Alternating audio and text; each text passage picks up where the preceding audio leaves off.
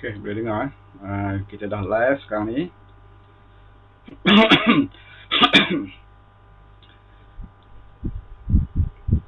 Okey, yang masuk Facebook sekarang ni boleh dengar tak?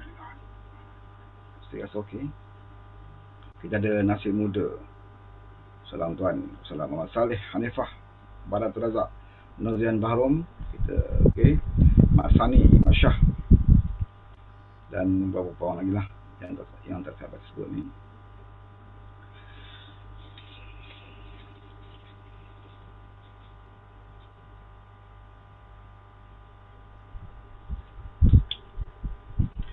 Okey. Assalamualaikum warahmatullahi wabarakatuh. Salam sejahtera, salam perjuangan, salam PKP buat semua rakan-rakan yang sempat bersama saya di live Facebook saya pada malam ini.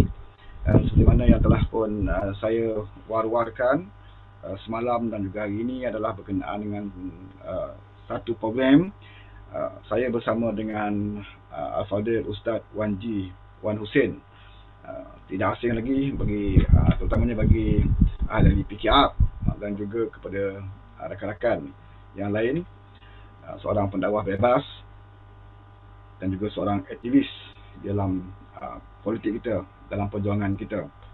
Jadi saya pertama sekali saya mengucapkan ribuan terima kasih kepada Fadil Ustaz Wan kerana sempat menerima jemputan saya dalam live pada malam ini, dan saya difahamkan setiap malam ada live juga di Facebook Ustaz Wan. Jadi bagi gerakan yang ada dalam kebetulan malam ni bersama, bolehlah hari setiap malam untuk buka tengok ya program bersama dengan Ustaz Wan di Facebook beliau. Beliau juga selalu buat live. Okey. Pertama tanya Ustaz, sihat Ustaz hari ni? Apa khabar? Alhamdulillah. Sihat bang. Sihat ya? Sihat bang. Sepatutnya malam ni ada live juga kan dekat Facebook. Saya ikut setiap malam buat kuliah tafsir selalunya lah. Oh, tafsir.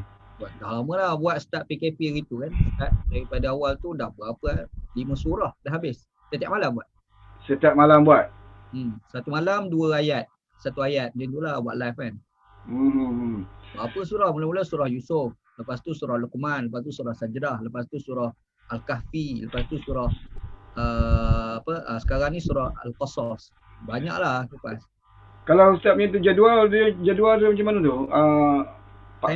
Siang ke malam? Kalau sehari 3 kali anda buat, kalau ikut sempat maksudnya kalau sempat murajaah, sempat mutalaah, ulang kaji kan, kita buatlah. Kalau buat tu anda buat macam pagi tu pukul 6.45 selepas main subuh wirid. Setiap hari? Setiap hari. Oh, 6.45.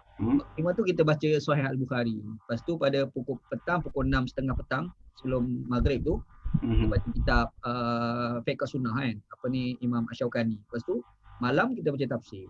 Kecuali kalau ada isu. Kalau isu malam tu kita kupas isu macam tu lah. Malam tu kau apa selalu mula live? Macam ni 9.30. Oh, 9.30 lah. Jadi malam ni saya ambil Ustaz punya kuliah lah ni. Tak, okey. Dah dia kira kita bincang isu kan. Sebab bila ada isu, anda kan tak kupas, anda cuba kupas isu lah. Ada juga dah idea baru kan? Dia kalau ada isu, kita tak perlu nak merajaah banyak tau. Sebab kita nak merajaah untuk tafsir tu kena baca 8 buah kitab. Tapi kalau isu ni tak banyak, kita pun boleh relax sikit. Macam tu lah. Lepas tu bila abang tanya macam mana? Okey. Okey. Malam ni kita tajuk yang khusus lah kita nak bincang malam ni. Mungkin 1 jam kot kita boleh bersiaran kurang. Gejala bunuh diri. Miskin hampir kepada kekufuran. Ini ada orang yang petik hadis ni mengatakan miskin hampir kekufuran. Ada yang juga berbahasa mengatakan daif tak daif hadis ni lah. Nanti Ustaz boleh urai lah kan. Tapi daif kata daif pun tapi boleh terima lah miskin hampir kekufuran ni dengan hujah-hujah dia kan. Jadi kalau tak nak pakai atas nama hadis pun boleh kita gunakan tajuk ini sebagai satu isyarat lah bahawa kemiskinan ni bukannya satu perkara yang boleh dipandangkan kan. Dia juga mengakibatkan banyak-banyak perkara, banyak gejala yang tak sihat, terutamanya dari segi agama lah. Okey Ustaz, sebelum kita pergi jauh pada tajuk ni, mukadimahnya saya nak minta mungkin ada kawan kita yang lama-lama yang bergiat dalam politik yang mungkin kenal lah Ustaz ni kan. Tapi yang baru-baru mungkin baru nak bina dalam media sosial, baru nak kenal Ustaz ni, boleh tak Ustaz ceritakan sikit latar belakang Ustaz, macamnya asal daripada mana kan? Kemudian pengajian untuk di mana belajar, kemudian sekali-sekali last sekali dalam siasah lah, penglibatan Ustaz dalam siasah. Mungkin secara ringkas Ustaz boleh cerita dulu mukadimah dia. Ya. Okey, Assalamualaikum warahmatullahi. Terima kasih Abang Wan sebab ajak kita berdiskusi pada malam ni lah. Kita sembang-sembang politik, cuma benda ni ada kaitan dengan isu agama jugalah. Mungkin sebagai permulaan atas permintaan Abang Wan tadi tentang memperkenalkan diri Ana saya lah, nama saya lah, Ana pula. Saya nama Ana boleh juga. Ana boleh ke? Ana nama Wanji bin Husin lah. Wanji bin Husin tu nama dalam IC bukan gelaran. Sebab ada orang kata tu gelaran. Mungkin ada kata mungkin nama Wan Fauzi. Tak, nama Wanji. Wan tu keturunan. G itulah nama dah. Abang tak tahu. Ana tak tahu abang Wan Faizudin ni Wan yang mana ni. Dia Wan ni banyak keturunan daripada ke ataupun dari utara. Jadi tapi yang pentingnya Wan tu keturunan raja orang cakap. Jangan main kita ni kan. Main tak?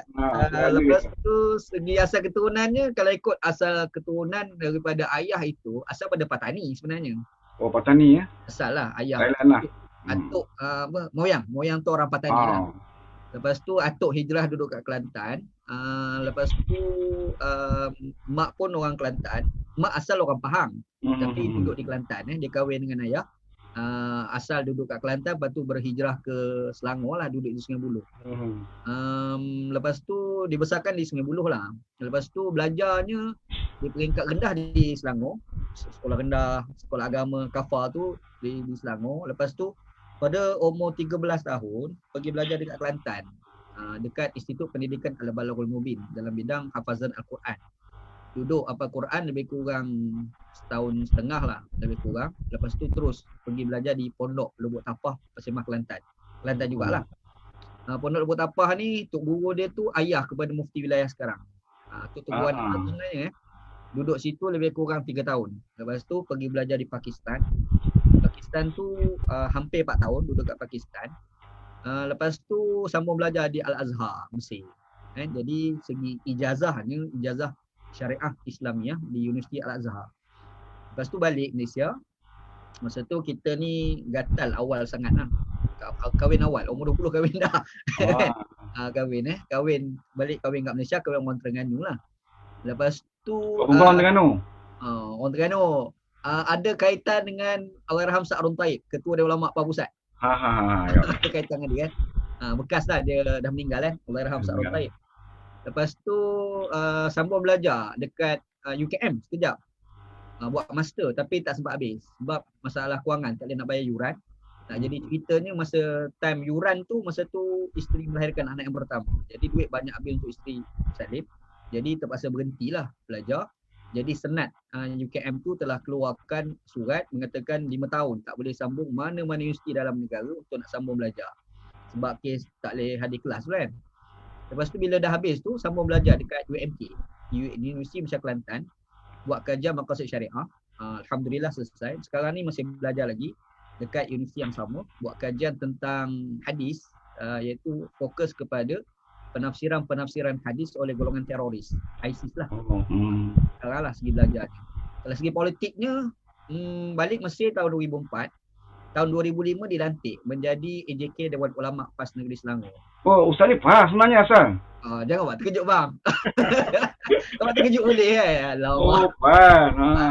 Alamak. Jadi paling 2000 apa? 2005 ada jawatan. Alipah lama, Alipah masa umur 13. Ayah tu isi borang. Alipah masa kita belajar pondok tu kan. Segi keahlian lama dah. Cumanya segi keterlibatan secara serius tu. 2005 sebab balik 2005 tu lah yang dilantik untuk jadi AJK Dewan Ulama PAS Negeri Selangor. Lepas tu bertanding jawatan timbalan Ketua Pemuda PAS Subang. Sekarang orang panggil Sungai Buloh tu kan. Jadi menang jadi timbalan Ketua Pemuda PAS Subang. Dalam masa sama jadi AJK Dewan Ulama PAS Negeri Selangor. Lepas tu dalam tahun 2007. Ustaz pernah jadi AJK Dewan Ulama Negeri Selangor. Oh, satu sebaring Ustaz Mata Senek lah ni. Lebih kurang. Kenal sangat lah kan. Jangan lebih sangat, nanti image kita rosak. Okay. Lepas tu pada tahun 2007 PAS ada tubuh tau satu badan dalam Dewan Ulama PAS, iaitu Lajnah Ketua Lajnah Ulama Pelapis Dewan Ulama PAS Pusat. Jadi Ana dilantik menjadi Ketua Ulama Pelapis Negeri Selangor. Dilantik. Lepas tu Majlis Syura Ulama tu kan jadi satu badan kajian ilmiah, kajian-kajian di bawah Majlis Syura Ulama. Ana dilantik jadi timbalan ketua fellow untuk buat kajian-kajian untuk kajian-kajian ilmiah lah dalam Majlis Syura Dewan Ulama PAS pada masa itulah. Tu jawatan dalam PAS. Cumanya pada tahun 2008 dia ada polemik politik masa tu tentang isu PAS gabung UMNO. Nak balik kan isu UG. Jadi kita masa tu Ana dah menulis, kalau orang tahu Ana ada blog Al-Pakistani pada masa tu kan.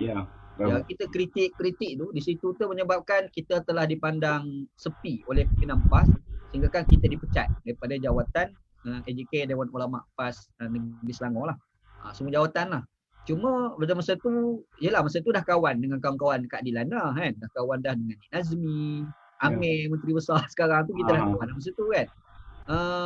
Nurul dan sebagainya, dan mereka dah ajak dah masuk keadilan masa tu, tapi masa tu Allahyarham Tuk Buni Azin hidup lagi. Sayang lagi lah. Sayang PAS tu sebab tu guru masa tu kan.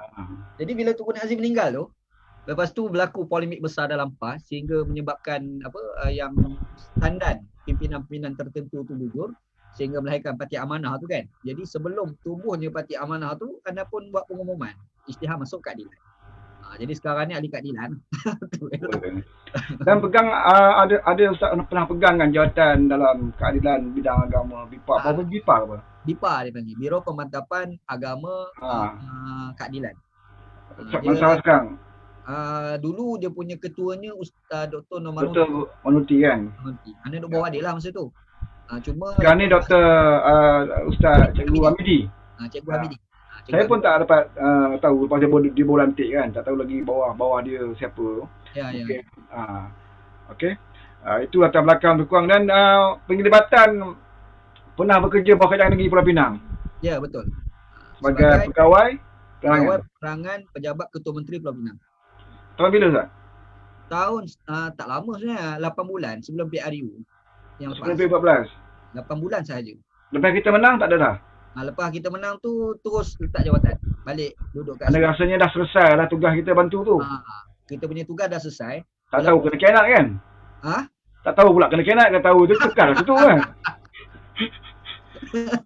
Tapi masa Ustaz duduk Pulau Pinang tu, masa tu memang sebelum tu memang Pulau Pinang jadi mangsa serangan lah. Ya. DAP Pulau Pinang semua kan.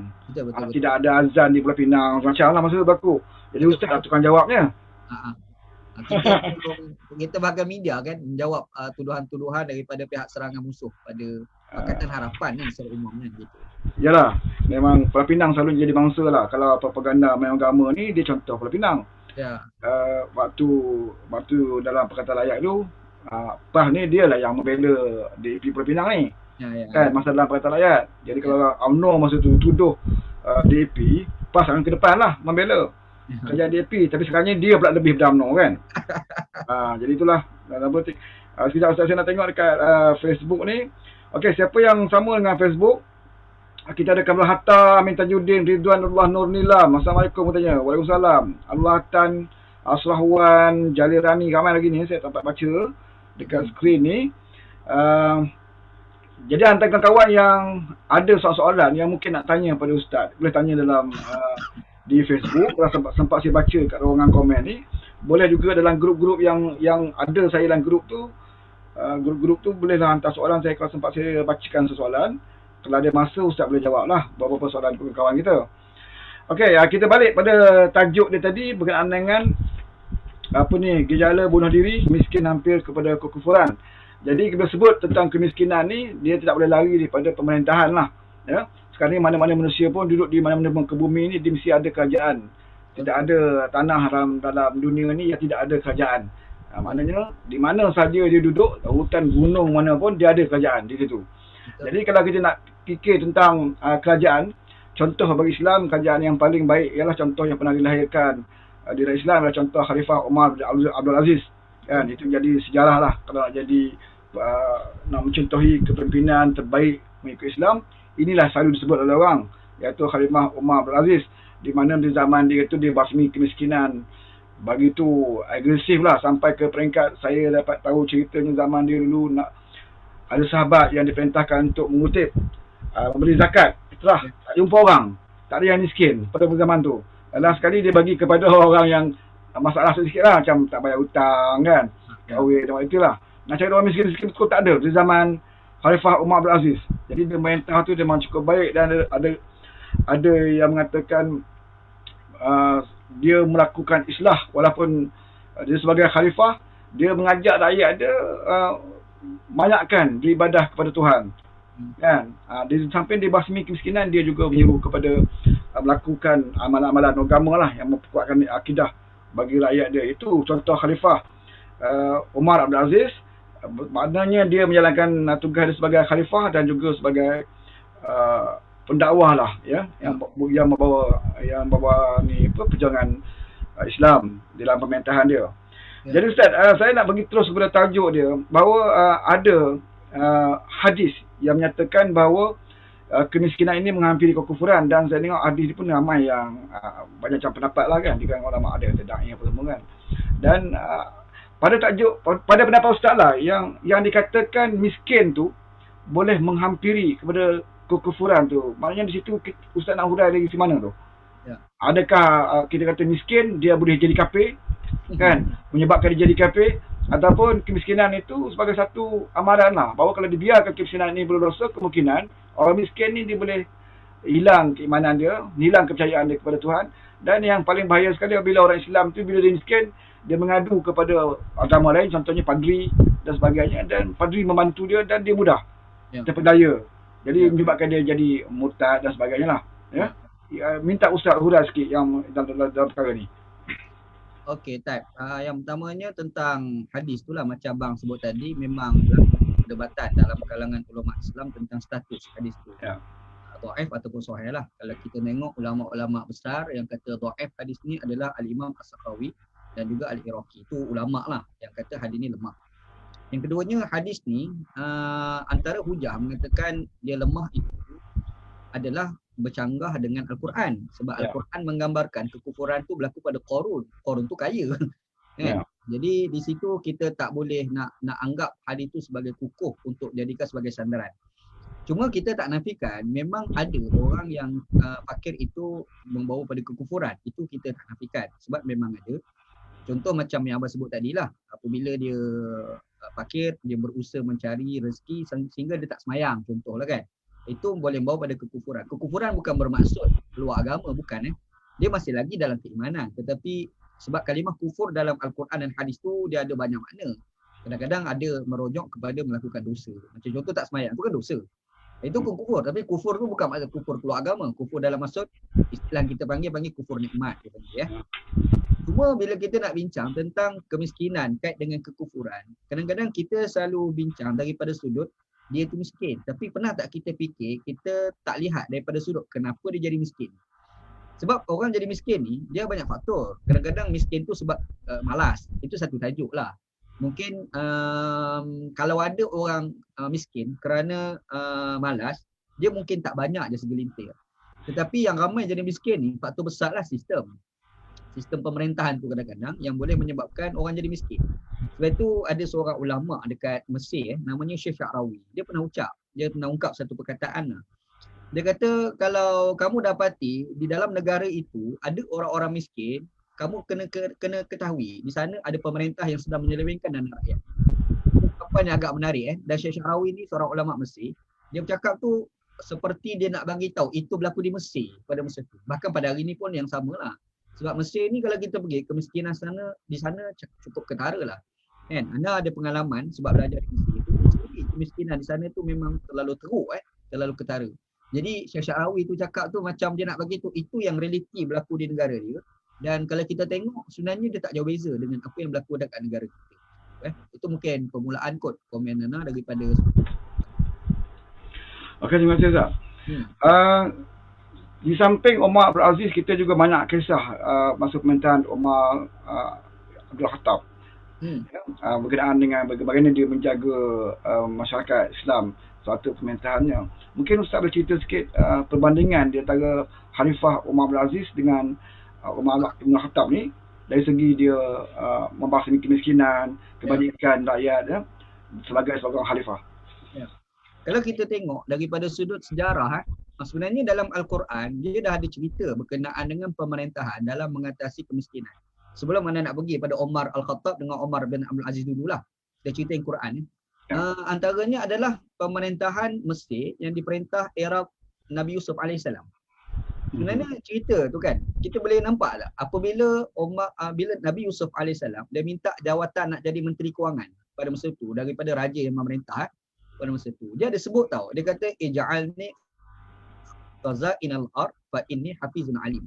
Dia kata tolong lantik aku jadi Menteri Kewangan sebab aku ni hafizun alim. Aku ni orang yang hafiz, orang yang cukup beramanah, dan satu lagi aku ni adalah orang yang alim, orang yang tahu mengurus kewangan. Jadi kejayaan dalam dalam mengatasi masalah kemiskinan di Mesir pada masa itu telah berjaya dilakukan oleh Umar bin Abdul Aziz. Dilakukan oleh Nabi Yusuf AS. Walhal kalau kita tengok apabila datang kemarau panjang yang berlaku dalam kerajaan Mesir pada masa itu tu bukan sikit hari dia 7 tahun sebenarnya. Kita boleh bayang macam ni 7 tahun dia boleh atasi masalah kemiskinan yang dihadapi oleh rakyat Mesir pada masa itu. Kita hari ni baru setahun, baru 2 tahun. Kita dah kelam kabut, dah ada orang bunuh diri kan. Dia 7 tahun dia boleh handle. Yang itulah keistimewaan yang ada pada Nabi Yusuf AS. Okey, apa agenda ekonomi yang dibuat oleh Nabi Yusuf AS? Antaranya adalah kalau kita baca dalam sejarah dahulu, sistem yang diamalkan dalam kerajaan pada masa itu adalah pemilikan tanah itu dimiliki oleh raja. Raja miliki semua tanah. Jadi rakyat itu bekerja, bila rakyat itu bekerja, makanya rakyat kena bagi semua hasil mahsul itu kepada kerajaan, lalu kerajaan bagi gaji pada rakyat. Jadi benda tu diubah oleh Nabi Yusuf AS iaitu dengan cara pembahagian. Maksudnya, dia akan bagi hak tanah kepada rakyat. Lepas tu dia kata korang kerja dapat hasil itu hak milik korang, tapi sikit daripada harta hasil penghasilan korang ni korang kena letak dalam gudang. Kan? Pada masa tu makanan lah, kan? Makanan sebab untuk nak bantu rakyat apabila datang kemarau nanti. Jadi kita dah nampak tau macam mana strategi ekonomi yang dilakukan oleh Nabi Yusuf AS yang begitu hebat sehingga kan dia berjaya mengatasi masalah kemiskinan dan kebuluran kemarau panjang pada masa itu sehingga 7 tahun. Dan kita tak dengar pun cerita pada zaman itu berlakunya bunuh diri. Tak ada. Maksudnya itulah kehebatan pentadbiran ekonomi yang dilakukan oleh Nabi Yusuf AS. Dan kalau kita baca dalam Quran diceritakan juga yang mengkhianati polisi ekonomi Nabi Yusuf AS adalah golongan-golongan kuil. Sebab di Mesir ni dia ada satu agama dia panggil agama Amun. Agama Amun ni dia ada sami-sami dia. Sami-sami dia ni rasa tergugat tau dengan populariti yang dibuat oleh Nabi Yusuf AS. Akhir sekali mereka yang melakukan sabotaj terhadap ekonomi yang dilakukan oleh Nabi Yusuf AS. Jadi di situ kita dah nampak kehebatan dalam mengurus ekonomi yang telah digagaskan oleh Nabi Yusuf AS. Sebab tu mungkin kita kena kajilah macam mana Nabi Yusuf AS urus ekonomi. Itu kalau kita nak bincang pengurusan ekonomi berhadapan dengan situasi rakyat di kala kemiskinan yang diceritakan dalam Al-Quran. Cuma bila abang bangkitkan tentang Umar bin Abdul Aziz dengan Umar bin Al-Khattab, itu sebenarnya agak menarik sebab Umar bin Abdul Aziz ni dengan Umar bin Al-Khattab dia kawan lain, dia moyang. Umar Al-Khattab tu lah moyang kepada Umar bin Abdul Aziz. Dia ada keturunan darah dua tu lah. Jadi sejarah Umar bin Al-Khattab ni kalau kita baca dia terlalu mementingkan soal accountability, transparent. Sebab itu ada satu cerita tau, dia telah lantik seorang sahabat namanya Abu Hurairah radhiyallahu anhu untuk jadi gubernur dekat Bahrain. Dan dia buat polisi. Dia kata kalau kamu makan gaji kerajaan, kamu tak boleh bekerja. Kamu tak boleh berniaga, semua tak boleh. Sebab kita dah bagi gaji. Kalau kamu berniaga, nanti kamu sibuk dengan urusan berniaga. Macam mana urusan rakyat yang kamu dapat gaji ni? Kalau kamu terlibat juga, makanya tak langsung kamu telah mengkhianati dana rakyat. Dia buat polisi. Nak jadi cerita, Abu Hurairah radhiyallahu anhu, dia sampai dekat sana, dia pergi tu, dia bawa 2 ekor kuda tau. Kuda jantan, kuda betina. Bila sampai dekat sana, kuda tu yang betina tu beranak. Banyak. Bila banyak, dia terganggu urusan mengurus kerajaan. Makanya dia pergi jual semua kuda-kuda tu. Bila jual, jadi kaya. Kan?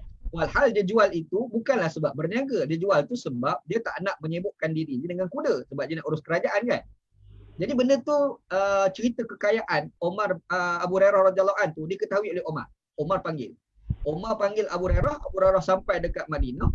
Bila sampai depan tu perkataan daripada Omar kepada Abu Hurairah, dia kata, ya adu Allah wa ya adu wal Islam. Wahai musuh Allah, wahai musuh Islam. Laqad khinta malallah. Sesungguhnya kamu telah mengkhianati harta Allah.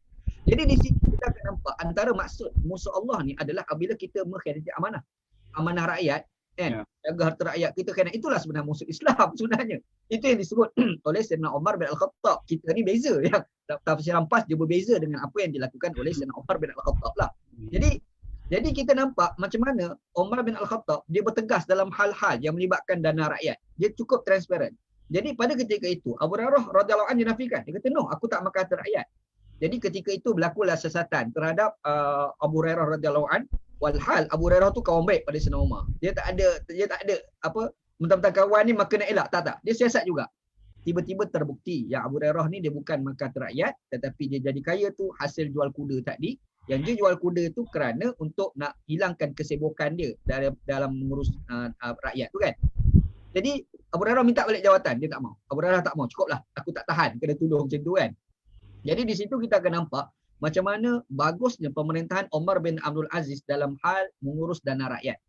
Sebab itu bila timbul isu kemarau panjang yang disebut sebagai Amul Maja'ah, tahun kebuluran, Umar bin Al-Khattab radhiyallahu anhu dia tolak semua gaji dia. Dia tak ada gaji satu sen pun dia ambil. Semua dia tolak. Kan? Dia tolak semua sehingga kan dia sendiri tak ada makanan. Umar bin Al-Khattab. Dan dia sendiri ikat perut. Dan satu hari dia ceritakan dia berjumpa dengan seorang perempuan tua yang ketika itu perempuan tu menangis tau sebab kelaparan. Dan perempuan tua tu dia marah Umar, dia kata aku akan bertanggungjawabkan kelaparan aku pada hari ni di hadapan Allah Taala terhadap kamu wahai Umar. Umar bin Al-Khattab pada masa tu dia menangis. Dia menangis sebab dia pun lapar sebenarnya kan, sebab dia dah tak ada gaji, dia tolak semua bagi dana rakyat, dia menangis tau. Lepas tu dia bila makcik tu cakap macam tu pada dia tidak menyalahkan pada makcik tu, tetapi dia menyalahkan diri dia sendiri. Dia kata ini mungkin kelemahan aku dalam mentadbir menyebabkan rakyat jadi macam ni. Jadi dia minta ampun lah dengan Allah Subhanahu Wa Taala. Itu kita nampak macam mana kehebatan satu tokoh namanya Umar bin Al-Khattab radhiyallahu anhu. Sebab itu ada seorang raja daripada Rom tau. Dia datang ke Madinah pada masa tu nak jumpa dengan Sayyidina Umar. Jadi bila jumpa sampai dekat Madinah, raja Rom ni, wakil Rom itu, dia tanya mana Sayyidina Umar. Jadi sahabat Nabi ketika itu tunjuk dekat satu pokok kurma.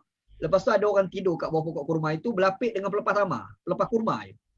Dia tidur macam tu je Sayyidina Umar. Jadi raja Rom, wakil Rom tu tanya, aku nak jumpa Sayyidina Umar. Orang kata itulah Sayyidina Umar. Orang terkejut. Dia kata, Sayyidina Umar ni, nama ni dia ceritakan dunia.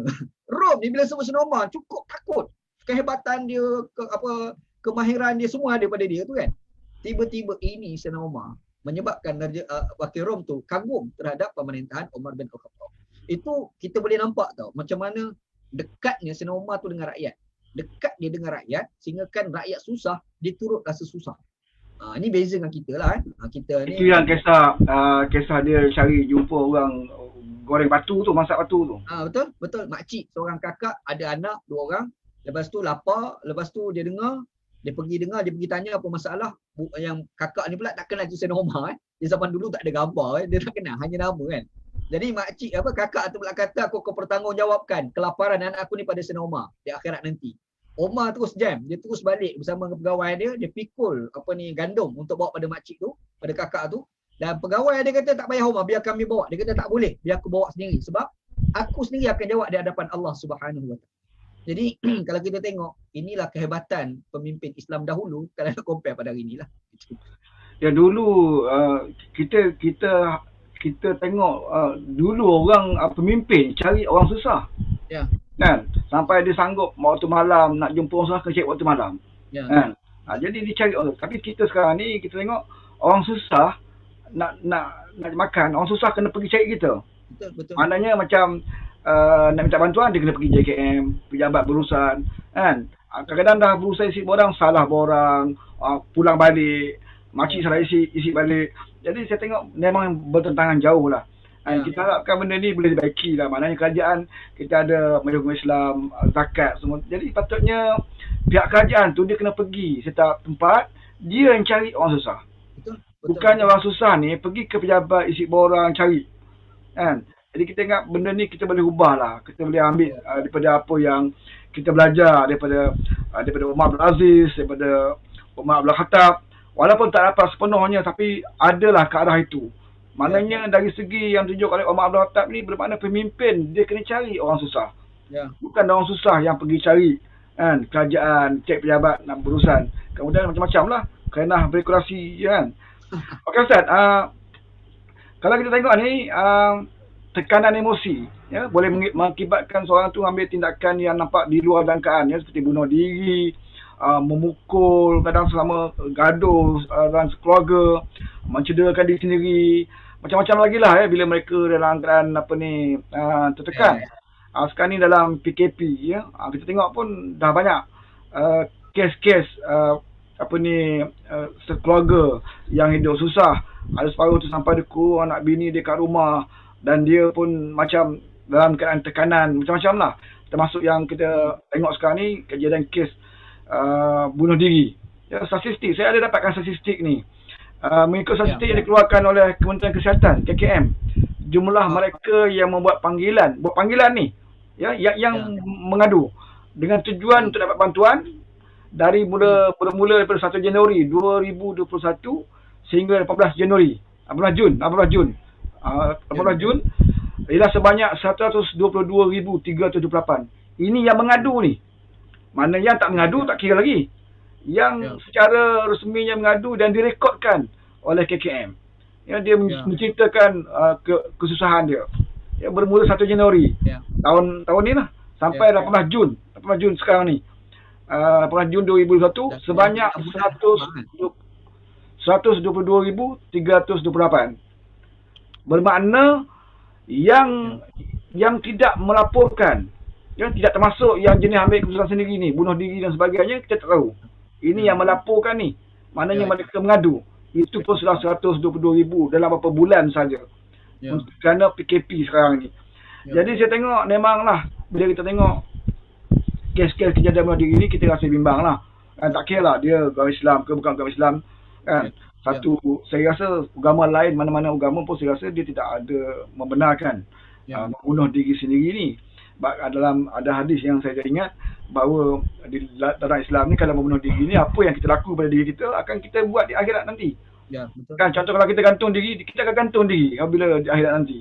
Ini yang saya tahulah, yang saya pernah dengar tentang betapa beratnya hukum bunuh diri di kalangan Islam. Tapi apakah kerana kejadian berlaku ni kerana sekarang ni kerana pandemik COVID ataupun tata urus takbir negara ni yang lintang pukang menjadikan rakyat susah kan, yang tak apa nak kawal isu COVID ni, pandemik COVID ni, itu yang menjadikan kita tengok kes semakin mendadak dalam kes bunuh diri ni. Jadi bagi Ustaz, pandangan Ustaz macam mana? Ya. Sebab tu kadang-kadang kita kena bangkit juga. Betul tajuk ni adalah bunuh diri ataupun sebenarnya mereka dibunuh secara sistem. Tu satu tajuk juga kan. Ya. Sebab kenapa orang bunuh diri? Satu soalan. Dibeban dengan hutang contoh. Kenapa mereka dibeban oleh hutang? Sebab mereka ni tak ada makan dan tak ada kerja. Bila tak ada makanan, tak ada kerja, mereka nak membeli. Beli ni dia mesti ada duit. Jadi terpaksa hutang. Jadi macam contoh kita tengok baru ni statement daripada Kerajaan Perikatan Nasional baru ni, dia buat ahlong komuniti ni guna istilah tu ganti komuniti ganti ahlong. Ini pening tau. Kerajaan ni sebenarnya dia tak tahu ke orang boleh bunuh diri apabila terbeban dengan hutang, tiba-tiba dia cadangkan penggunaan ahlong yang sebenarnya dengan ahlong tu lah ramai orang bunuh diri. Inilah masalah pada kerajaan. Dia upgradekan lagi. Dia upgrade lah, dia bagi pula. Dia bikin campaign nampak canggih sikit lah kan. Sikit. Dia pergi rasmi lagi kan. Jadi sebenarnya sebab itu kita kena bangkitkan. Mereka membunuh diri sebab mereka tak ada duit. Kan? Sebab mereka hutang. Jadi macam kenapa mereka hutang? Sebab mereka tak ada duit. Itu yang realiti berlaku. Makanya mereka bunuh diri itu bermula daripada sistem yang telah dibuat oleh kita. Jadi di situlah yang kita kena bangkitkan. Betul ke mereka itu membunuh diri ataupun terma yang paling betul adalah mereka telah dibunuh oleh sistem pemerintahan itu sendiri. Kita nak fikir macam mana? Sebab kalau kita sebut mengatasi COVID-19 tak mampu. Sebenarnya betul ke tak mampu ataupun kita tu yang lalai. Contoh, bila dikatakan lockdown. Okeylah fine lockdown. Kan, buat siri 1, siri 2. Okey fine. Tapi kenapa ada lagi buka pintu belakang tu? Kan, watak orang nama Azmin Ali. Satu benda yang diketahui umum. Inilah orang yang sepatutnya bertanggungjawab terhadap sebaran COVID-19 di peringkat kilang-kilang. Inilah orang bertanggungjawab. Kan, dikala dah tutup sehingga kan Ismail Sabri kata saya dah tutup pintu depan. Tapi cuma je buat ayat gitu kan. Sindir daripada Azmin. Itu berlaku tau. Sebab itu kita bangkitkan sebenarnya apakah mereka itu membunuh diri ataupun sebenarnya mereka ni dibunuh dengan sistem pemerintahan yang diamalkan oleh Perikatan Nasional pada hari ini. Jadi kita nak salahkan mereka bunuh diri. Okeylah kita mungkin salahkan. Kita nak salahkanlah. Tapi pernah tak kita fikir ada benda yang lebih patut kita salahkan? Sistem pemerintahan kita yang menyebabkan mereka jadi macam itu. Kita nak sebut dosa, fine lah dosa. Tapi pernah tak kita fikir soal syurga neraka ni bukan mak bapak kita punya. Kan? Orang tu pergi bunuh diri tu, dia neraka. Kau tahu mana dia neraka kan? Bahkan kalau bacalah dalam hadis, saya nak awak mari satu cerita lah berlaku pada zaman Nabi SAW. Ada satu sahabat tau, namanya Tufail bin Amru Ad-Dusi nama dia. Dia daripada satu etnik Arab, namanya etnik Ad-Dus, nama keturunan Arab lah. Cerita dia, Tufail ni, dia bersama dengan kawan dia seorang pergi ke Madinah. Bila sampai dekat Madinah, dia kena penyakit kulit. Dan kulit dia tu sakit tu teruk sangat. Sehingga kan kawan dia tak mampu nak berhadapan dengan sakit itu. Makanya dia ambil pisau, dia potong jari ni. Sebab dia tak tahan dengan sakit kulit tu, dia potong jari dia. Jadi bila jari dia dipotong, lepas tu darah tu banyak keluar. Banyak sangat keluar, disebabkan banyak darah keluar, dia ni mati. Okeylah, orang nilai dia apa? Bunuh diri. Sebab dia potong jari sampai dia mati kan. Tiba-tiba bila nak jadi cerita, Tufail bin Amri Ad-Dusi ni, satu malam dia tidur, dia bermimpi berjumpa dengan kawan dia yang mati bunuh diri dengan cara potong jari tu kan, sehingga darah banyak keluar. Dia kata dalam mimpi itu, aku nampak kawan aku itu datang dalam keadaan dia sebagai ahli syurga, tetapi jarinya terbungkus dengan kain lah. Jadi bila dia tengok gitu, dia tanya, dia kata, kenapa kamu bungkus jari? Dia pun ceritalah kenikmatan syurga 1, 2, 3, 4. Tapi dia kata jari aku putus ni sebab malaikat beritahu dekat aku selepas aku mati bahawasanya Tuhan tidak memaafkan kejahatan aku dari sudut aku berusaha nak bunuh diri tadi.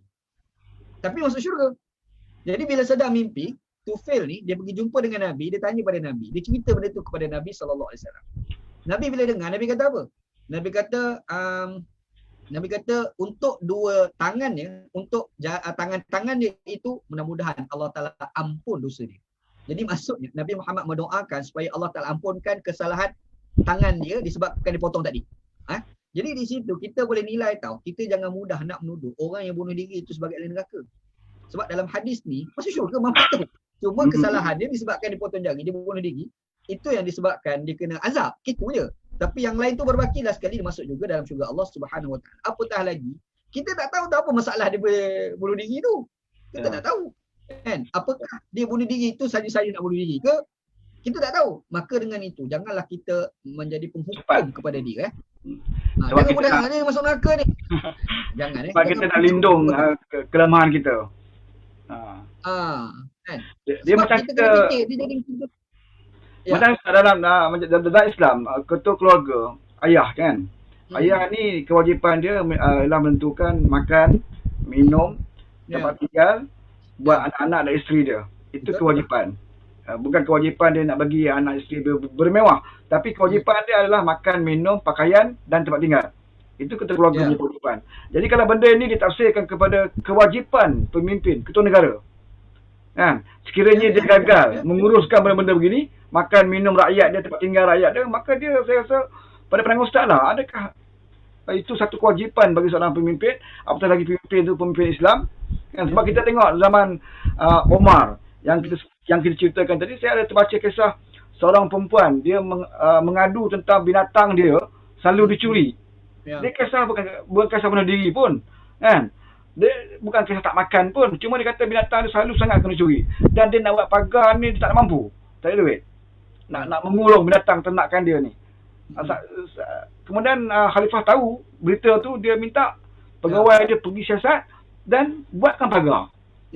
Sampai ke tahap itu Khalifah menjaga kebajikan rakyat dia kan. Kita sini nak minta, kita sendiri minta, makan pun tak boleh nak bagi. Kan, apatah lagi nak jaga tanaman dan juga binatang-binatang. Jadi pada ustaz lah, macam saya sebut tadi, apakah sama kewajipan seorang pemimpin negara itu dengan ketua yang saya bagi contoh, ketua keluarga tadi ni? Boleh ustaz uraikan? Kalau kita tengok dalam hukum fiqh pun, dia ada satu tajuk tau. Kalau orang itu tidak mampu mengurus kewangan dia sendiri, makanya haram dia mengurus kewangan. Kalau dia tak mampu urus kewangan, dia ada duit yang banyak. Mungkin contoh, dia ni duit banyak, kaya. Tapi kalau dia berbelanja ni boros, sehingga boleh jatuh bankrupt kalau dibiarkan.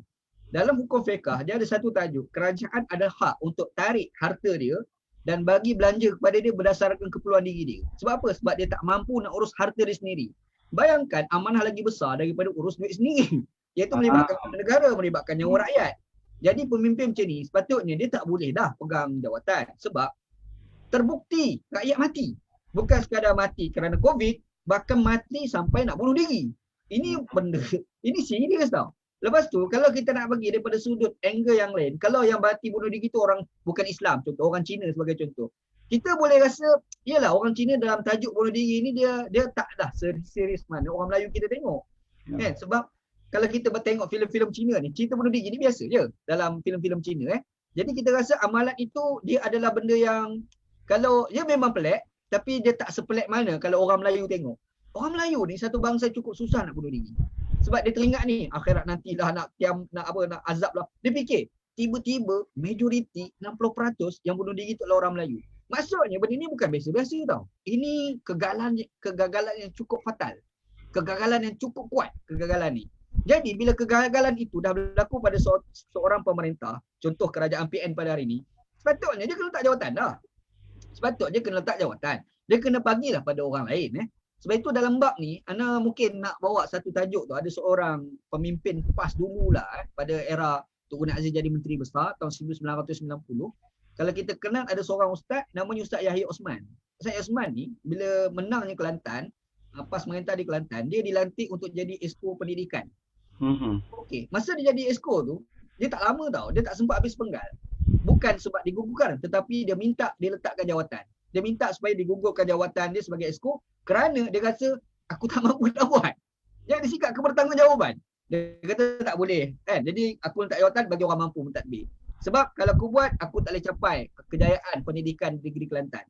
Maksudnya dia ada sifat kebertanggungjawaban. Macam mana nak rapat dengan dia lah. Allahyarham Ustaz Osman ni kita baik dengan dia. Kita pernah sembang dengan dia. Dia jawab, dia kata nak jawab. Macam mana akhirat nanti di hadapan Allah. Aku tak mampu kan. Ini satu tokoh yang patut kerajaan PAS tu kena belajar. Satu tokoh tu yang kerajaan PN tu kena belajar.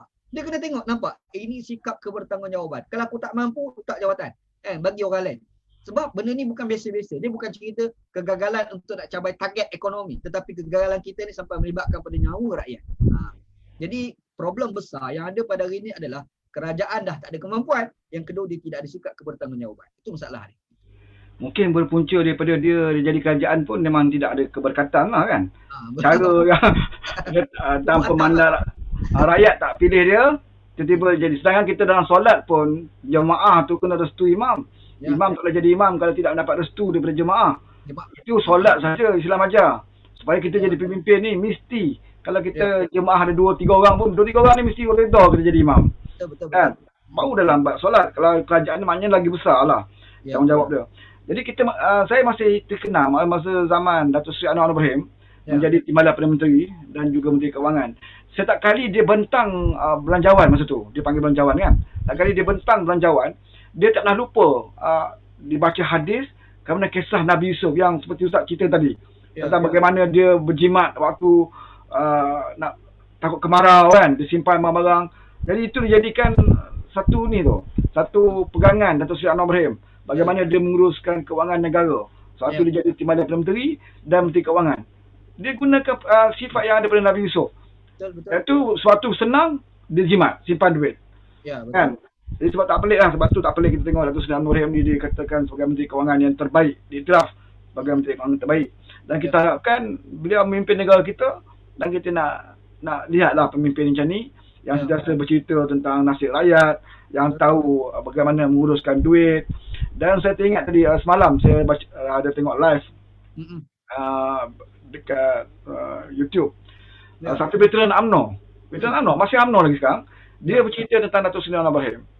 Waktu dia kenal Datuk Seri Anwar Ibrahim dalam kerajaan, dia rapat dengan Datuk Seri Anwar Ibrahim pasal dia pernah bekerja dengan wartawan Karangcraft. Kan? Jadi dia rapatlah dengan Datuk Seri Anwar Ibrahim. Dia cerita masa Datuk Seri Anwar Ibrahim jadi Menteri Kewangan, dia kata pernah Datuk Seri Anwar Ibrahim membatalkan satu pemberian tanah kerajaan di Sabah. Masa tu 100 ekar di Sabah. Balak lah ni. Kan? Masa Perdana Menteri bagi dekat ayah Datuk Seri Anwar Ibrahim. Kerajaan di Sabah beri kepada ayah Datuk Seri Anwar Ibrahim ni. Tapi bila Datuk Seri Anwar Ibrahim tahu, dia minta Ketua Menteri Sabah batalkan. Jadi di situ kita boleh bayangkan, kalau dah ayah dia sendiri pun dia tak bagi, kan? Tak pelik lah kalau anak-anak dia tak kaya sekarang. Tak pelik lah anak-anak dia bukan jenis jutawan, milenial semua, kan? Apatah lagi kawan-kawan. Ayah dia sendiri pun dah dapat dah ni. Dia minta Ketua Menteri Sabah batalkan. Mana dia kata ayah saya tak ada, saya Menteri Keuangan. Dia kata, kenapa beri kepada ayah saya? Supaya juga saya dengar cerita bagaimana Nurul Izzah masa tu dia belajar dekat Universiti Telekom masa tu dan dia dapat pelajar cemerlang. Jadi pihak universiti memang dah letakkan syarat pelajar cemerlang dapat beasiswa. Jadi pihak universiti beri beasiswa bukan atas dasar dia ni anak Datuk Seri Anwar Ibrahim, tapi atas dasar dia pelajar cemerlang. Tapi bila Datuk Seri Anwar Ibrahim tahu, dia tak nak ambil. Dia marah universiti. Dia kata ini Nurul Izzah ni anak Menteri Keuangan, anak Menteri. Patutnya ramai lagi orang kampung yang lain kata sepatut dapat. Yang mungkin mohon tak dapat. Jadi batalkan. Padahal pihak universiti bagi bukan kerana Anwar Ibrahim, kerana memang dia cemerlang pun. Kan? Tapi inilah kata pemimpin yang macam ni, kalau kita lihat memang susah naik, Ustaz. Memang susah naik. Jadi susah. Saya kata memang susah kita nak angkat orang baik di kalangan ramai lagi yang jahat. Memang agak susah lah, kan. Tapi kita kena usaha, kan.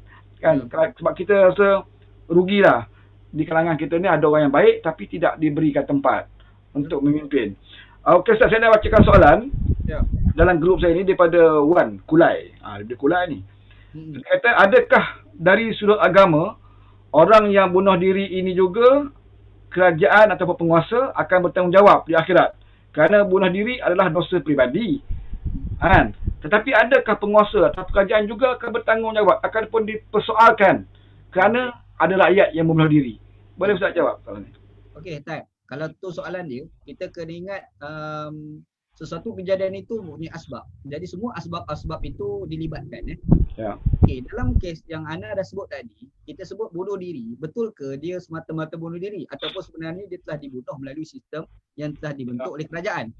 Sebab tu kita bangkitkan balik. Kalau sekiranya sistem negara ini baik, seperti itu, pengurusan dana negaranya baik, pengurusan dalam hal sakit wabak COVID-19 ini baik, apakah boleh memberi implikasi terhadap bunuh diri itu? Kalau sekiranya ia memang melibatkan pada sistem, maka kerajaan terlibat sama dalam dosa dia membunuh diri, bukan semata-mata diri dia. Jadi ada soalan daripada Wan Muhammad Akbar. Saya ingat pun lebih kurang sama juga dengan soalan tadi. Dia tanya, dari segi hukum Islam sendiri, ternyata membunuh diri itu adalah perkara yang dilarang keras oleh Islam, termasuk dalam dosa besar. Soalannya, adakah membunuh diri disebabkan tekanan perasaan? Sama hukumnya dengan orang yang membunuh diri disebabkan mencari jalan singkat, lari daripada masalah. Bermakna maksud dia ni, kalau dia membunuh diri kerana tekanan, hutang banyak, kan, hutang banyak, kemudian diburu oleh alung dan sebagainya, macam-macam lah, ya. Keluarga dia tak boleh nak makan, jadi dia bunuh diri. Adakah sama bunuh diri dia tu dengan orang yang bunuh diri ni nak cari jalan singkat? Contohnya dia putus cinta, ya. Putus cinta dia bunuh diri, maknanya tidak ada sebab, musabab. Dari segi situ macam mana, Ustaz? Jawapannya sudah pasti tak sama lah. Dia dalam dua keadaan yang berbeza. Sebab kita kena letak asas, ada satu konsep yang disebut sebagai darirul basar, kelemahan dalam melihat. Kelemahan dalam melihat. Ada satu tu, orang tu dia memang tak nampak terus. Ada satu lagi tu dia bukan tak nampak terus, dia nampak, tapi ada kelemahan. Maka demikian juga apabila kita sebut orang bunuh diri, dia macam separa gila tau. Dia separa gila. Dia tak ingat, dia tak terfikir, dia tak boleh fikir sebab faktor stres, tekanan dan sebagainya menyebabkan dia boleh bunuh diri. Ada satu lagi ni, dia boleh fikir tapi nak ambil jalan senang. Malah kita bunuh diri lah. Dia fikir macam tu, kan. Bermaksud dia boleh fikir tau. Yang banyak kes berlaku bunuh diri tempat kita ni bukan faktor yang dia boleh fikir tu, dia dah tak boleh fikir dah. Otak dia tu dah mati dah. Dia dah tertutup dah. Dia tak ada jalan lain dah macam tu. Jadi orang macam ni sepatutnya kita kena ada satu sikap tau. Ana sebagai contoh, itu Ana ada cadang. Sebab baru ni kita sekarang kan ada satu channel dah ada kat dunia hari ni, dia panggil Clubhouse. Dia Clubhouse ni dia macam kita Facebook, macam kita live Facebook juga. Tetapi beza dia bersembang bunyi suara. Kita boleh bersembang suara sama suara begitu. Dan Ana masuk dalam beberapa channel-channel room-room yang melibatkan pada Clubhouse. Baru-baru ni kita ada discuss tau. Ada satu kawan lah dia buat satu discuss berkenaan dengan isu stres, mental, dia guna istilah mental breakdown. Mental breakdown. Jadi dalam komentar itu dia panggil Ana lah sebagai wakil orang agama untuk bagi pandangan. Dalam masa sama dia panggil juga orang-orang yang mahir dalam bidang psikologi dan juga doktor. Jadi dia sebut tentang sebenarnya bila kita dengar, kita tak boleh nak samakan orang bunuh diri yang kerana yang biasa-biasa ni dengan satu lagi tekanan hidup, hutang, telefon. Sebab di situ tu dia dah jadi macam separah gila tau. Dia macam tak boleh fikir dah. Yang kita sebut yang dikatakan dosa besar tu, dia buat tu dengan sengaja dalam keadaan dia sedar. Ada satu lagi tak sedar. Dia tak sedar. Macam gila kan? Dia buat satu benda tanpa dia sedar. Jadi kita nak tekanan yang maha hebat dah tu. Maha hebat sangat Yalah, kalau kita cerita orang lain lah, kita sendirilah sebagai contoh. Orang telefon, anak kita nak sekolah tak boleh, suruh beli laptop, tak ada kemampuan. Ni makan pula tak cukup, nak beli laptop lagi. Lepas tu nak beli tab lagi. Ini semua masalah. Anak pula bukan seorang. Anak sampai 5-6 orang sebagai contoh. Lepas tu makan tak cukup, isteri pula dah marah kat kita. Tiba-tiba alo pula tu telefon. Kau you bila nak bayar? You bila nak bayar? Dia tak nafikan. Dia memang jadi separah gila budak tu. Orang tu kan. Jadi dia tak boleh nak fikir. Dia dah last kali ambil tanpa dia sedar dia bunuh diri. Jadi kita tak boleh samakan dalam dua situasi. Dilakukan dalam keadaan yang sedar. Satu lagi dilakukan dalam keadaan yang tidak sedar. Allah. Soalan daripada Junaida daripada Perak. Dia kata saya nak tanya pada Ustaz Wanji, wajarkah menghukum orang yang membunuh diri itu kufur sedangkan kita tak membantu mereka waktu dalam tekanan? Dan apa pula tanggungjawab kerajaan? Saya rasa ada sebahagiannya yang Ustaz dah terangkan. Cuma mungkin Ustaz boleh jelaskan lagi. Maknanya boleh tak kita kata dia kufur sedangkan kita tak bantu pun? Kita tahu dia tu susah. Kita tak bantu. Contohnya dalam satu masyarakat kita tahu dia susah. Dan kita biarkan dan dia akhirnya bunuh diri kan. Kita menghukum, kita beritahu kampung bunuh diri kufur lah. Sedangkan kita tak bantu. Dan apa pula tanggungjawab kerajaan? Bila dia tahu sekarang ni dalam pandemik Covid, kejadian bunuh diri itu semakin nampak ketara. Kan? Tak payah kita banding dengan zaman PH lah, 22 bulan. Yang seperti mana statistik saya cakap tadi dengan Ustaz tadi lah. Kan? Daripada bulan Januari 2021, Januari tahun ni 2021 sehingga 18 Jun 2021 sebanyak 122,328. Ini bukan bunuh diri ni, ini yang mengadu. Maknanya dia masih lagi bertahan lah, dia ada iman lagi. Dia mengadu. Kan? 120,000. Mana yang tak mengadu, yang tak tahu nak mengadu kat siapa, dan mungkin orang aduan dia tidak dipandang, akhirnya dia mengambil tindakan bunuh diri. Dan statistik sekarang ni memang nampak meningkat jauh. Kejadian bunuh diri sekarang ni. Jadi apa Ustaz boleh komen tentang yang pertanyaan daripada Junaida daripada Perak ni? Kita nak kata dia kufur, takut-takut kita yang kufur. Itu satu soalan juga kan. Sebab dalam hadis Nabi ada kata tidak beriman seseorang kamu kepada barang siapa yang beriman dengan Allah dan juga hari akhirat, dia tidak akan tidur dalam keadaan jiran tetangga dia lapar. Jadi kalau kita kata sekarang dia lapar ni, dia bunuh diri ni, kita tak mepot. Yang Nabi kata yang kufur tu kita sebenarnya, bukan dia. Kan? Sekarang ni dia bunuh diri tu kerana kesukaran dia tanpa kita mengambil tahu. Jadi kita nak kata dia kufur. Boleh ke kata lagu tu? Sebab tekanan. Dia tak boleh nak fikir. Macam kita dah sebut tadi kan. Jadi kita nak kata dia kufur tu tak boleh. Sebab tanpa dia sedar. Kita ni yang sedar ni, tiba-tiba kita abaikan, yang itulah sebenarnya kekufuran. Nabi Muhammad, Islam ni kalau kita kaji betul-betul, dia bukan semata-mata jaga kita dengan Tuhan je sebenarnya. Dia jaga macam mana kita sesama kita. Sebab tu macam baru ni kita buat kempen tentang angkat bendera putih kan. Orang PAS dia buat menganjing lah. Dia kata ini agenda Pakatan Harapan lah, dah surrender. Dia bukan isu tu. Isu dia sekarang, orang jiran sebelah, dia ada maruah diri dia juga sebenarnya. Dia nak minta, dia malu. Kan? Dia nak pergi jumpa kita Ustaz ataupun abang. Kan? Contoh, saya tak cukup makan. Dia, ni maruah tau. Jadi kita buat kempen, kau angkat bendera di depan. Maksudnya ongkos lapar.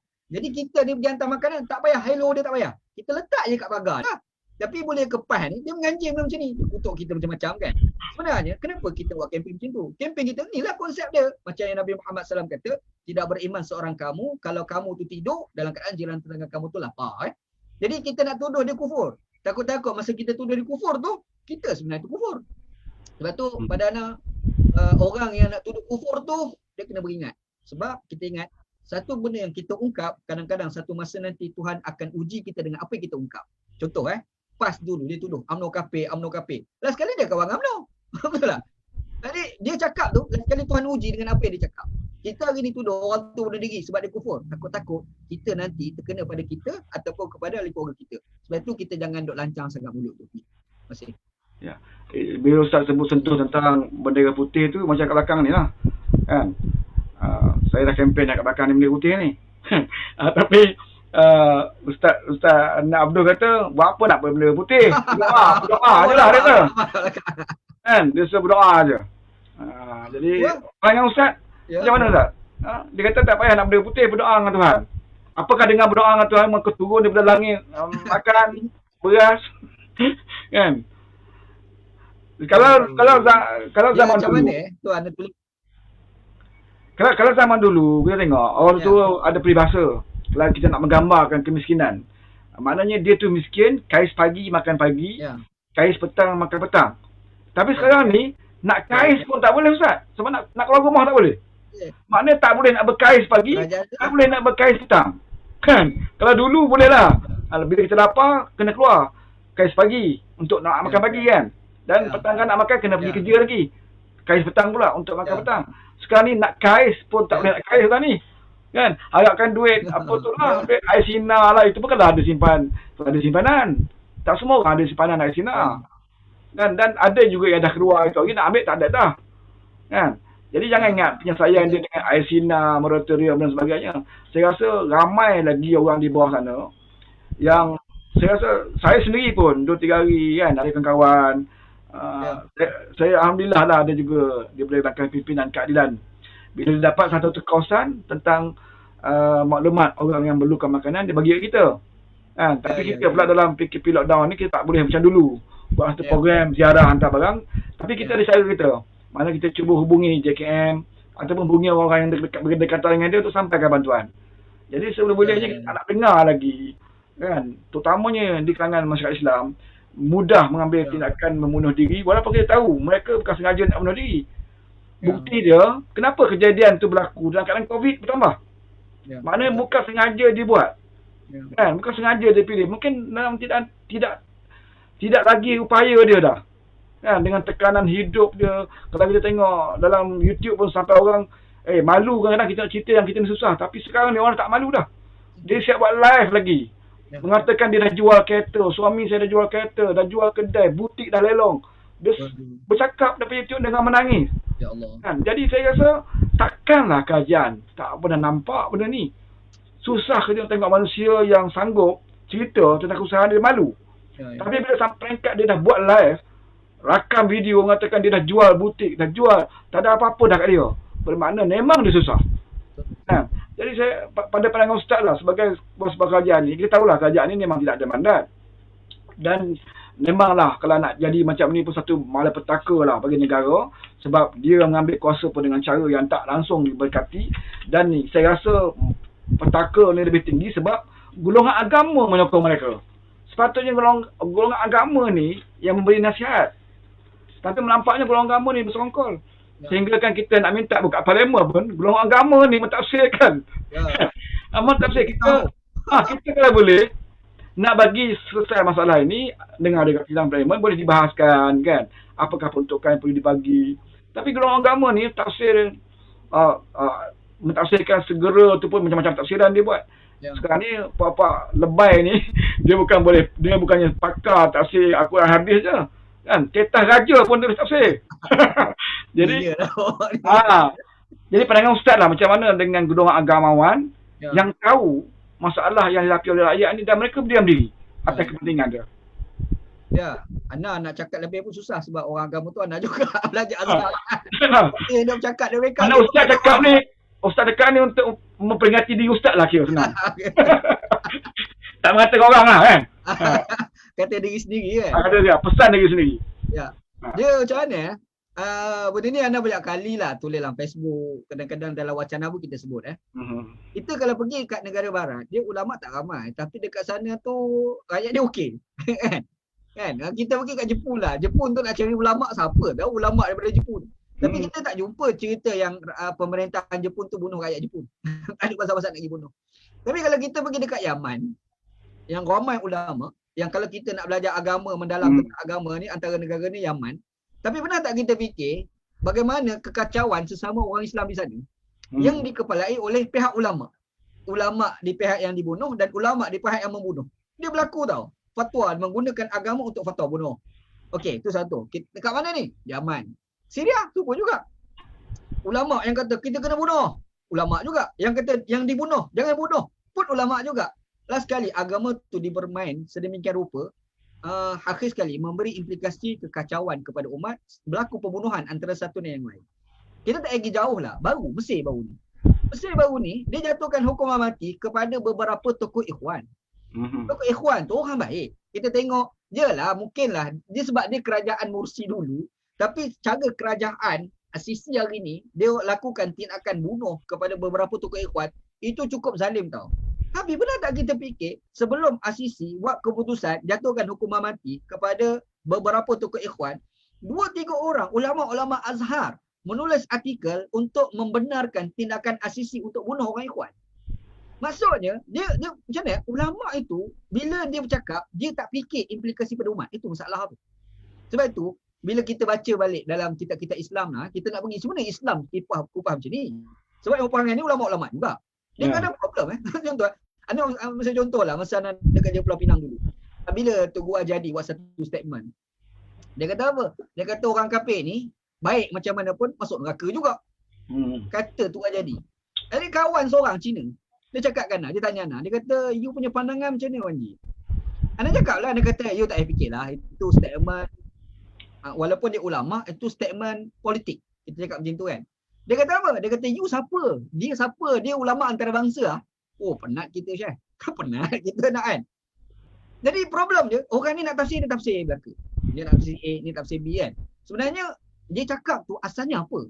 Bila Tok Jadi cakap orang kafir ni, dia baik macam mana pun lah sekali masuk neraka. Sebenarnya kita cakap macam tu, kita lupa hakikat syurga neraka itu ditentukan oleh Allah Subhanahu Wa Taala apabila Allah Taala sayang kita. Kita dah cakap macam tu, takut-takut Allah Taala tak sayang kat kita. Takut-takut Allah Taala sayang pada si kafir tu. Benda tu kita tak tahu. Syurga neraka ni ditentukan bila dia dah mati. Selagi dia masih hidup, tak boleh nak hukum dia lagi. Kita tahu ke di akhir hayat nanti dia ni Islam atau tidak?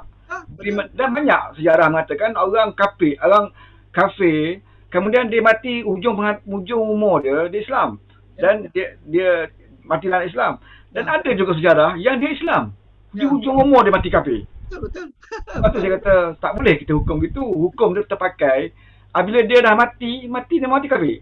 Kan boleh sebut. Tapi selagi dia masih hidup tak boleh kata Lenggo Eng ni baik macam mana pun, terus macam mana pun, Lenggo Eng ni tak neraka juga. Tak boleh. Kita tahu ke Lenggo Eng ni umur penghujung dia besok agama dia apa.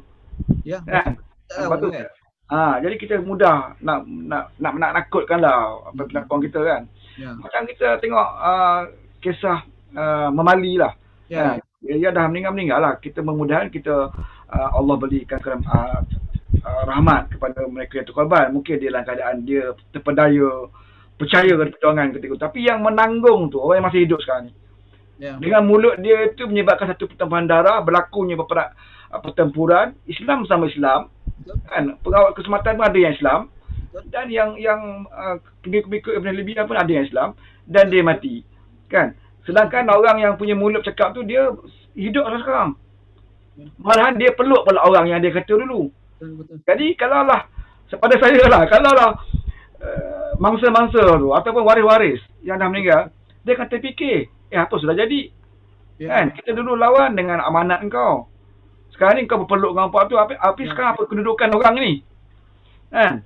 Jadi jadi pening. Kalau orang Islam tanya kita, kalau tanya saya pun saya tak jawab. Kalau orang Islam kata, apa status dia? Dia dah meninggal. Kan? Sedangkan perlembagaan yang kau kata kafir, perlembagaan yang kau kata penjajah, itulah perlembagaan yang kau angkat sumpah dalam parlimen baru ni. Kan Allahi wa billahi wa tallahi saya akan memegang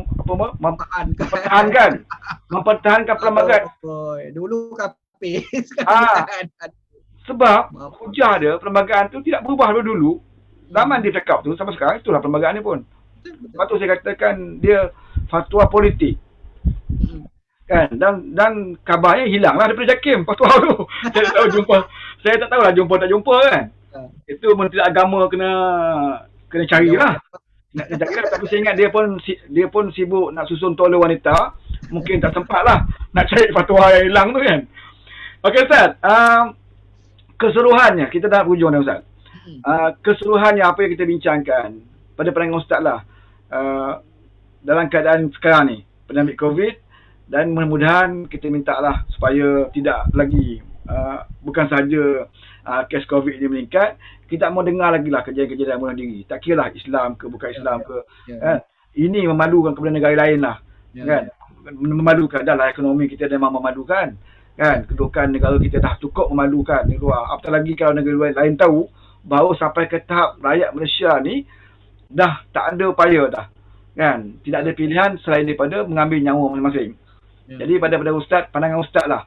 Nasihat kepada yang mendengar ni, kalaulah mereka juga berada dalam situasi sedemikian, apa yang perlu dibuat? Bila dalam tekanannya tu, apakah yang Islam ajar? Apabila kita berada dalam keadaan tertekan macam ni, apa yang perlu kita buat? Untuk mengelakkan kita daripada melakukan perkara-perkara yang Allah larang lah, keras, bunuh diri ni. Mungkin ada pesanan Ustaz? Orang yang bunuh diri ni, antara faktor besarnya ni stres. Dan stres tu datang sebab datangnya masalah. Dan orang macam ni sebenarnya kita kena selesaikan masalah dia. Kadang-kadang kita pun tak ada jalan penyelesaian. Kita tak ada kan. Tetapi paling kurang kita jadilah orang yang mendengar apabila dia nak bercerita tentang masalah dia. Sebab tu Ana sebenarnya secara peribadi ni agak menarik bila keluar sekarang ni satu apps dia panggil Clubhouse. Sebab Clubhouse ni dia bukan tulisan tau, dia bercakap. Kita boleh meluahkan macam-macam perasaan kita dekat kawan-kawan Clubhouse. Anda buat misalnya contoh, baru-baru ni ada kawan-kawan yang buka Clubhouse, dia menceritakan masalah percintaan dia dalam Clubhouse. Dan kawan-kawan kita yang dengar ni, ada lebih kurang dalam 15-16 orang, dia boleh raih tau, kita bagilah korang macam ni, korang macam ni, korang macam ni. Last kali kawan yang stres soal percintaan dia tu boleh selesai. Jadi, anda rasa orang-orang yang stres ni, dia kena cari kawan untuk berbual tau. Dia ada masalah, jangan segan untuk bercerita. Jangan segan. Cuma mungkin dia tak ada platform untuk nak bercerita. Sebab tu anda cadangkan mungkin kena buka Clubhouse. Kan? Malam-malam tu cuba kita buka, kita dengar orang-orang wacana, orang bincang dalam Clubhouse. Lepas tu kadang-kadang tengok ada perbincangan berkenaan dengan tajuk-tajuk melibatkan kepada bunuh diri, mental breakdown. Cuba masuk, cuba dengar. Lepas tu selalunya dalam wacana macam tu, dalam Clubhouse, kita akan buka ruang tau. Kalau ada siapa masalah boleh tak bagi pandangan? Dia pun bagi pandangan. Lepas tu masing-masing bagi nasihat. Jadi anda rasa yang pertamanya kita kena guna teknologi moden macam mana kita nak mengatasi masalah bunuh diri, iaitu kita selesaikan masalah mereka, sama ada kita selesaikan sungguh ataupun kita bagi jalan dengan dia. Kita bersembang dengan dia. Kita bagi ruang untuk mendengar masalah-masalah yang dia nak kemukakan. Paling kurang pun boleh meredakan stres dia gitu. Itu yang pertama lah. Yang keduanya, individu yang ada stres itu sendiri berfikir panjang lah. Sebab bila kita sebut nyawa ni tak ada spare part. Ingat situ.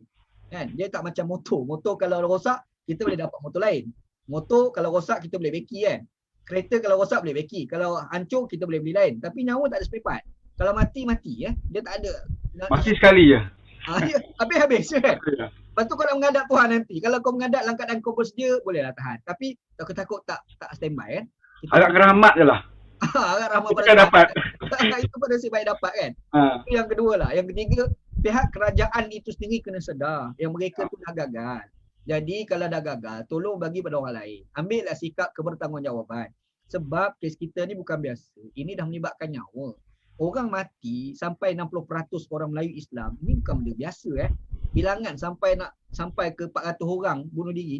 Ini bukan cerita kecil ni. Hari-hari dengar cerita mati ni. Ini bukan cerita kecil. Anda tak tahan, serius tak tahan. Kan? Kita dalam grup kita ni pun ada kawan hantar gambar orang bunuh diri. Kita tengok tu, astagfirullahaladzim. Kenapalah jadi macam ni? Kita pun tak tahan tau. Tu kadang-kadang kita nak tulis, kita maki je. Kita maki tu sebab kita tak tahan tengok kerajaan urus rakyat macam ni. Kenapa kau gila jawatan? Lepas tu SOP kau sendiri langgar. Kau buat kau langgar. Itu yang mati Ustaz, yang mati bunuh diri. Kita tak tengok lagi statistik berapa yang dah murtad. Contohnya dia dapat bantuan daripada gereja, padri, kan? Mungkin dia tak cerita dengan kita. Dia kata aku orang Islam tak bantu aku pun, kerajaan tak bantu aku pun. Tapi buat gereja, padri apa semua bagi bantuan. Dan ada diam-diam dia masuk. Kita tahu. Kan? Itu pun bahaya juga selain bunuh diri ni. Betul. Dia melibatkan akidah kan? Ya, betul. Sebab tu anda rasa macam kempen angkat bendera putih ini dia bagus tau. Sebab dia ada sikap solidariti terhadap jiran tetangga kita. Masyarakat kita. Jadi kita ni, sebab kita kena ingatlah kewujudan orang susah adalah pahala bagi orang kaya sebenarnya. Kita kalau tak kaya, kita ada sikit, bantulah kadang yang kita mampu. Sebab itulah satu kemuliaan yang Tuhan nak bagi kepada kita. Jadi kita buat kempen angkat bendera putih. Bila ada kawan kita, jiran tetangga ada, kita terus faham dia ada masalah. Jadi kita tak payah nak pergi telefon, tak payah. Sebab mungkin dia nak cerita pun susah kerana maruah diri dia. Cubalah kita ambil makanan letak dekat pagar rumah dia. Kan? Paling kurang dia dah boleh selamatkan keluarga dia. Dalam keadaan dia boleh jaga maruah diri dia. Anda rasa kita dah tak boleh harap dah kerajaan. Tak boleh harap dah. Kan? Kerajaan ni memang kita kena buang, tukar kerajaan lain. Tu je. Tapi sementara yang nak jatuh kerajaan yang tak guna ni, kita kena buat juga untuk mengatasi masalah-masalah ni. Contohnya janganlah bunuh diri. Janganlah bunuh diri. Bertahan dulu. Tahan dulu kan. InsyaAllah tak lama dah kerjaan ni. Sama insyaAllah. Doa InsyaAllah tak lama dah. Senang jalan keluar tu ada. Jadi jangan bunuh diri. Ya, betul. Dan sekiranya ada peluang tu, tetapi ada pihak lain yang menafikan peluang untuk menukar kerajaan tadi, saya ingat orang tu pun bertanggungjawab juga. Apa yang berlaku. Kan? Kita bukan tidak ada pilihan. Lainlah kalau negara ni tidak ada pilihan langsung nak tukar kerajaan. Kita ada pilihan, tetapi kita sengaja menafikan pilihan yang ada. Apatah lagi pilihan itu datang daripada majoriti rakyat. Kan? Tapi kita menafikan, maka dia akan bertanggungjawab juga dengan apa yang berlaku dalam negara kita. Jadi itu saja yang dapat kita bincangkan walaupun tidak waktu mendalam. Tapi saya rasa dengan topik bunuh diri ni, dari pandangan Islam saya rasa cukup jelas. Memang bunuh diri itu diharamkan dalam Islam, dihalang keras oleh Islam. Tetapi jangan kita menghukum kepada orang yang bunuh diri, tetapi kita juga kena cari punca kenapa dia bunuh diri. Kalau dia bunuh diri kerana suka-suka, saya rasa saya tak akan terima. Sebab bila kita tengok statistik, dia meningkat sebab tu pandemik COVID. Dari mana ada sesuatu yang tak kena dalam negara kita, menyebabkan dia membunuh diri, tekanan dan sebagainya. Dan ada yang mengadu. Payah kita jumpa orang susah mengadu ni. Tapi bila orang susah mengadu, bermakna dia memang susah. Dalam keadaan dia mengadu tu, apa yang kita sebagai pihak bertanggungjawab kerajaan boleh lakukan, kan? Selama ni kita melaungkan kerajaan Melayu Islam ni, dan kita tengok kejadian bunuh diri banyak berlaku. Kan? Jadi yang bunuh diri pula Melayu Islam. Tu lagi Melayu Islam. Kemudian kita tengok pemimpin pertama mewah. Ada yang pergi ke luar negara, daftar anak sekolah lepas luar negara. Kita nak melawat mak ayah ke tak boleh. Tapi ada menteri yang daftar anak je kat luar negara. Dia boleh pergi. Kan? Sedangkan dia boleh urus yang anak belajar luar negara ni. Mana ada anak umur 5 tahun, 6 tahun. Kalau dia hantar ke luar negara. Semua orang dah berakal. Tapi alasan itu dibenarkan. Dia daftar anak. Kita nak tengok mak ayah kita pun disekat macam-macam. Sampai ada tak sempat tengok mak ayah dah meninggal sebagainya kan. Jadi ini pun tekanan juga. Kadang tekanan ni bukan, saya rasa bukan soal makan minum saja. Tekanan perasaan nak jumpa mak ayah tak boleh ni satu tekanan. Apatah lagi orang tua ni pun lagi tertekan nak jumpa anak berminggu-minggu raya tak jumpa kan. Jadi tekanan ini saya rasa insya-Allah kita doakan ramai-ramai supaya dapatlah kita tangani dengan berubahnya kepimpinan. Itu saja yang ada. Peringkat yang paling tinggi kita dah buat kan. Istana dan sebagainya. Dah habis dah. Tak ada jalan lain dah selain itu. Kan? Selain daripada kita berusaha tukar dan kita berdoa dengan Tuhan supaya apa yang kita usahakan ni berjaya. Okey, terima kasih banyak Ustaz atas masa yang diberikan. Bukan 1 jam lebih jugalah. Patutnya 10.30 kita habis tadi. Kan? Tapi tak apalah, sedap sembang. Mungkin yang akan datang kita berjumpa Ustaz lagi dengan topik-topik lain lah. Kan? Ataupun kalau bukan topik agama, kita cerita politik pun boleh. Kan? Kita bawa politik sudah. Nak cerita pasal PAS pun tak boleh sangat, pasal Ustaz berdudu PAS juga kan. Paling kurang ada nombor ahli. Abang tak ada. Ada nombor ahli lah. Maknanya pernah juga dah nyari-nyari nak masuk syurga dulu kan. Okey, terima kasih banyak. Kita jumpa lagi Ustaz ya. Terima kasih kawan-kawan yang ada sini. Kalau yang share boleh share. Kemudian yang mana tak sempat ikuti malam ni pun banyak live tau Ustaz. Ya, Jadi kita buat live ni banyak sangat. Ada live daripada Datuk Seri Anwar Ibrahim pun ada. Jadi banyak pecah crowd. Tak apalah, kita benda ni boleh ulang. Saya akan upload dalam YouTube saya, channel. Jadi yang tak sempat malam ni akan boleh ikuti dalam channel YouTube lah. Ustaznya Facebook pun saya rasa ada share kan. Ya, ada share. Okey Ustaz, jumpa lagi ya. Selamat bang. Okey, assalamualaikum warahmatullahi wabarakatuh. Waalaikumsalam warahmatullahi.